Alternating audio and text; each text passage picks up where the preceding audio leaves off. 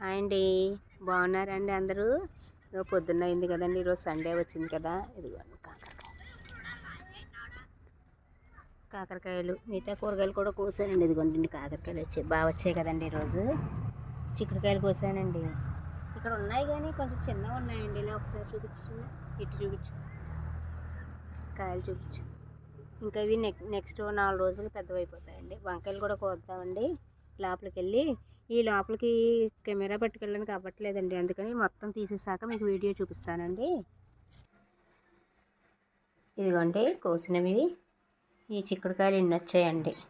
చిక్కుడుకాయలు వారానికి ఒకసారి కోసుకుంటే ఇన్ని చిక్కుడుకాయలు వస్తున్నాయండి, బాగా వస్తున్నాయి. ఇదిగోండి ఎప్పుడు మీకు పువ్వులు చూపించట్లేదు కదండి, ఈసారి పువ్వులు కూడా చూపిద్దామని. ఇవి గొబ్బి పూలు అంటారండి, ఇవి డిసెంబరాలు. ఇది ఒక పసుపు గులాబీ పూసిందండి, చాలా బాగుంది. దేవుడి పూలకి లోటు లేకుండా రోజు ఎన్ని పూలు వస్తున్నాయండి, చామంతులు బంతులు కలిపి. ఇందాక మీకు చూపించాను కదండి, ఇవండి కాకరకాయలు. చూసారా పచ్చిమిరకాయలు కూడా ఎన్ని వచ్చాయో. ఇదండి వంకాయలు ఎంత ఫ్రెష్గా ఉంటున్నాయోనండి వంకాయలు. 3 టమాటాలు వచ్చాయండి, ఒక 2 బెండకాయలు, బీన్స్ కూడా తగ్గుతున్నాయండి. ఇదండి ఈరోజు హార్వెస్ట్. మీకు నచ్చిందని అనుకుంటున్నానండి.